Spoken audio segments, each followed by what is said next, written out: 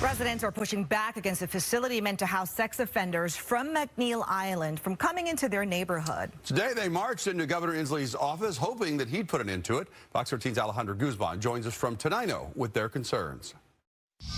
Being on the property, you can see some of the concerns residents have raised. The property is supposed to have surveillance cameras and secure fencing. So far, this is all there is, a cattle gate. And on the very same street, dozens of children live here, and with a bus stop directly in front of it. We stand with you and we're going to keep fighting on this. I feel angry. I feel scared. I am disgusted by the dishonesty and the deceit with this for-profit company moving in my neighborhood. Their fury leading every step up the Capitol to hand-deliver a petition to Governor Jay Inslee asking him to stop 5 sexual offenders from McNeil Island moving into this home.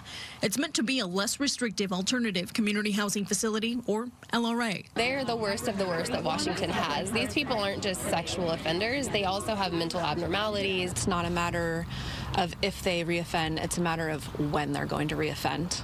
And with the security measures in place right now, they can do that in 2 minutes, just stepping on the foot of that property. Sarah Fox is one of dozens of angry residents who says her greatest concern is for children. She says about 35 live a mile away from the proposed facility. It's been an extremely long and hard year fighting this off. She says county council was notified this could be a possibility in April of 2022, but says they didn't get a final notice until January 11th. The first resident was scheduled to move in February 1st. Nothing makes sense about this. Carrie Jeter, a mother of 5, started the petition, which now has more than 2,600 signatures. Somebody needs to be accountable. She was one of a couple residents at a town hall with the Supreme Living CEO where things got heated. Residents, you will not put a single person in this facility? No, I'm not going to say that. The very first question that stands out is asking the CEO of Supreme Living is if they had a safety plan in place, and the answer was no. While residents were not able to speak directly with Governor Inslee himself, his office did send us this statement reading in part, "We share a desire to keep communities safe and for agencies to comply with court orders for placing these individuals as responsibly as possible and in accordance with the statutes passed by the legislature." I think we're going to be able to stop this place because it was very poorly planned. The mayor of Tenino says a cease and desist letter was sent to Supreme Living saying they could not house anyone until health concerns were addressed, including food permits and septic tank issues. The LRA now on hold. Still, residents are making their voices heard. Signs like these are posted near the proposed housing. What is a better proposed location? McNeil Island.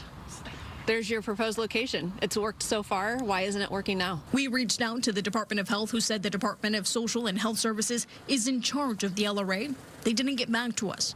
However, the Department of Corrections did. In an email, they said the neighboring property and bus stop are minor concerns. All sexually violent predator LRAs are supervised by DOC correction specialists, and individuals wear ankle monitors 24/7. I spoke directly with the CEO of Supreme Living, who said she is not at liberty to discuss the logistics of the facility, much less indicate when they're planning to open it up. She told us to reach back out in the next few days or weeks as they plan to reveal more details then. In Tenino, Alejandro Guzman, Fox 13 News.